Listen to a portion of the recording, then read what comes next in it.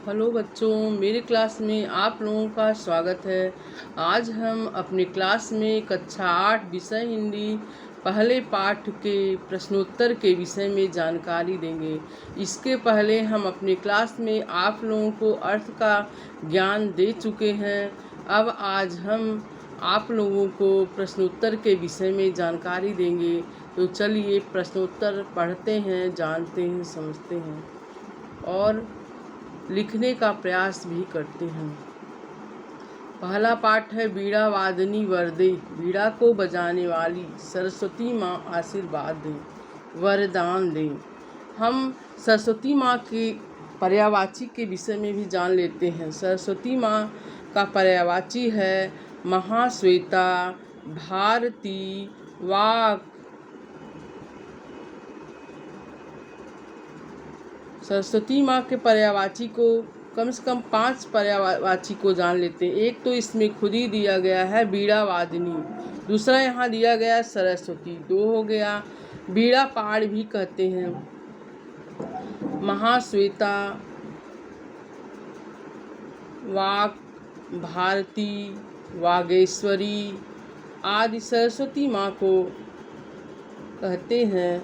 तो आज हम लोग जान लेते हैं कि सरस्वती माँ को कई नाम से जानते हैं। सरस्वती माँ का पर्यायवाची का ज्ञान हो गया होगा। आगे हम आप अर्थ जान चुके हैं और आगे के प्रश्नोत्तर को देखते हैं। यहाँ देखिए पाठ से है एक कविता में भारत के लिए क्या वरदान मांगा गया है। तो देखिए हम पेंसिल से अपनी कॉपी में और अपनी किताब में लिख चुके हैं। आप लोग भी अपनी कॉपी में लिख लीजिएगा। किताब में कभी भी कुछ लिखने का प्रयास करिएगा तो पेंसिल से ही करिएगा, क्योंकि पेंसिल से लिखे रहेंगे तो बाद में हम इसको साफ़ कर देंगे और किताब मेरी ठीक हो जाएगी। पेन चलाएंगे तो साफ़ नहीं हो पाएगी, किताब गंदी भी लगेगी। कभी पढ़ने का प्रयास करेंगे तो उत्तर समझ में नहीं आएगा, क्योंकि पहले से उत्तर अगर लिखा रहता है तो लगता है कि हमको ज्ञान है, पर सही ज्ञान रहता नहीं है। पाठ से पूछा गया कविता में भारत के लिए क्या वरदान मांगा गया है। तो पहला उत्तर है कविता में सरस्वती जी की वंदना करते हुए अज्ञानता को दूर करने और नव चेतना का प्रकाश फैलाने का वरदान मांगा गया है। पहला उत्तर तो समझ में आ गया होगा कि कवि सूर्यकांत त्रिपाठी निराला जी प्रस्तुत पाठ में वंदन सरस्वती माँ की वंदना करते हुए अज्ञानता को दूर करने और नव चेतना का प्रकाश फैलाने का वरदान मांगा है।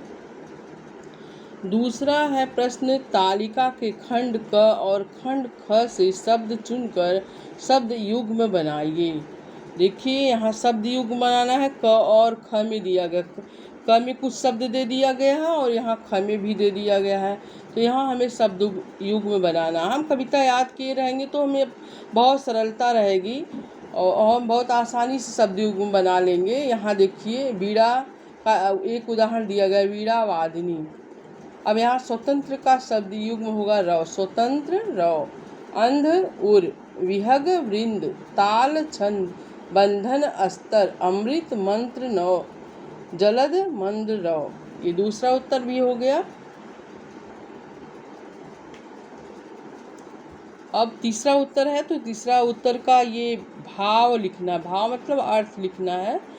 तो यहाँ हम संदर्भ जान ही लेते हैं। प्रस्तुत पद्यांश हमारी पाठ्य पुस्तक प्रज्ञा के प्रथम पाठ बीड़ावादिनी वर्दे नामक पाठ से लिया गया है। इसके रचयिता सूर्यकांत त्रिपाठी निराला जी हैं और अर्थ पहली क्लास में बताया गया है। ज्ञान कर लेंगे तो ये वही सब लाइन है, वही अर्थ है, सब लिख लेंगे। प्रसंग भी सबसे ऊपर जो लिखा गया है एक लाइन में सारांश, वही अपना लिख लेंगे कि यहाँ देखिए लिखा गया है ना। जब प्रसंग लिखना शुरू करेंगे तो लिख लेंगे कि प्रस्तुत कविता में कवि ने बीड़ा पाड़ी सरस्वती की वंदना करते हुए अज्ञानता को दूर करने तथा नवचेतना का प्रकाश फैलाने की कामना की है। पूरी कविता में सरस्वती जी से वरदान मांग रहे हैं कि हमें हमारे भारत की अज्ञानता को दूर करिए और प्रकाश को फैलाइए, ज्ञान रूपी प्रकाश को फैलाइए। तो वैसे लाइन टू लाइन जैसे इसमें है, और माने हृदय के बंधन को, हृदय के हर प्रकार के बंधन को, कठिनाई को दूर करिए, ज्ञान रूपी प्रकाश को फैलाइए। ऐसे सारे लाइन का अर्थ पाठ में बताया गया है। इसको हम लिख लेंगे एक एक दो दो करके, और पूरे पाठ का अर्थ जानते रहेंगे। तो जैसे ये लाइन तो 3 दी गई है, कविता की कोई भी लाइन पूछी जा सकती है, पूछी जाती है, तो समझ लेंगे, लिख लेंगे। अब आगे ये है भाषा की बात में है, कविता में आए वर दे भर दे की तरह अन्य तुकांत शब्दों को छांट कर लिखिए। तुकांत शब्द वही होते हैं जो कविता के अंत के स्वर मिलते हैं, उसी शब्द को तुकांत शब्द कहा जाता है। जैसे वरदे भरदे आया है तो उत्तर एक में आएगा अस्तर निर्झर। देखिए अंत का मिल रहा है, इसमें भी रह है और इसमें भी रह है, इस शब्द में भी रह है, इस शब्द में भी अस्तर निर्झर। और दूसरा लिख लेंगे तुकांत शब्द नौ रव। बात समझ में आ गई होगी, तुकान भी समझ में आ गया होगा कि कविता में जब जो अंत रहता है, अगर मिलते रहता है, अक्षर मिलते रहता है, व्यंजन मिलते रहता है या स्वर मिलते रहता है, तो उसी को तुकान शब्द कहते हैं। ये हो गया। दूसरा हो गया, यहाँ संधि दिया गया है ज्योति धनमय ज्योतिर्मय। यहाँ विसर्ग का लोप हो गया है, ये विसर्ग संधि है, विसर्ग का लोप हो गया है। विसर्ग का लोप होने पर यहाँ र हो गया, तो ज्योतिर्मय शब्द हुआ है। यहाँ निह धन झर, यहाँ भी विसर्ग संधि है, यहाँ विसर्ग का लोप होकर के देखिए विसर्ग का र हो गया है। इन शब्दों में विसर्ग का र हुआ है, यह विसर्ग संधि है। इसी प्रकार के 2 शब्द लिखिए तथा उनका संधि विच्छेद कीजिए। देखिए यहाँ हम लिख दिए हैं निधनमल, यहाँ भी विसर्ग का लोप होकर के विसर्ग का र हो गया है, निर्मल।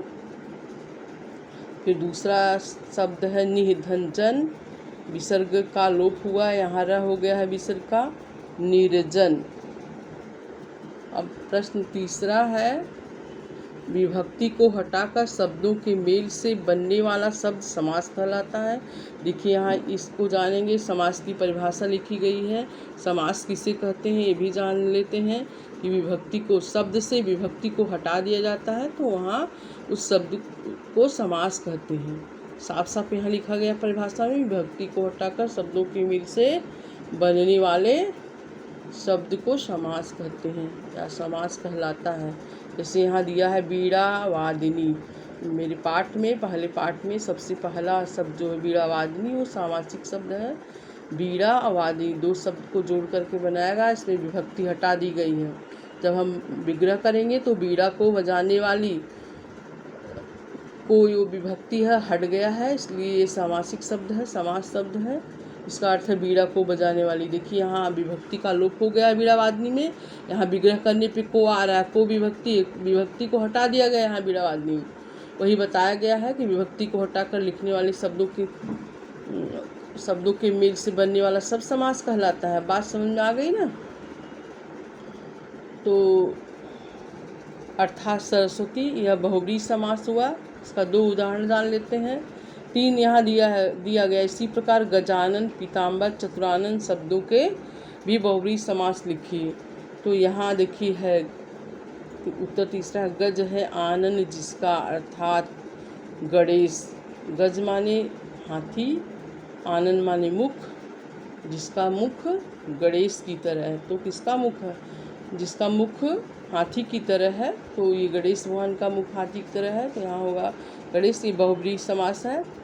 पीत है अंबर जिसका, अर्थात विष्णु भगवान का वस्त्र पीला है।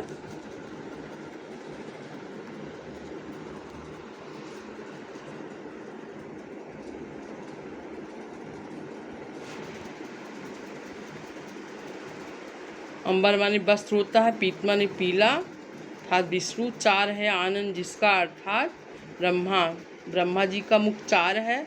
यहाँ भी बहुव्रीहि समास का प्रयोग हुआ है। अब बच्चा ये एक प्रश्न और ये चौथा बचा है। नवगति में 9 गुणवाचक विशेषण है। यह गति शब्द की विशेषता बताया है। तो कविता में आए 9 अन्य किन शब्दों के विशेषण के रूप में आया है।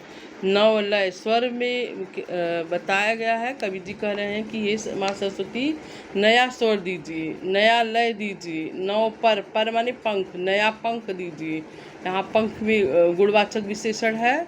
यहाँ नया स्वर माने आवाज़, नई आवाज़ दीजिए। यहाँ स्वर में 9 नया गुणवाचक विशेषण है। यहाँ लय में 9 गुणवाचक विशेषण है। तो लिख लेंगे 9 लय, 9 पर, 9 स्वर आदि।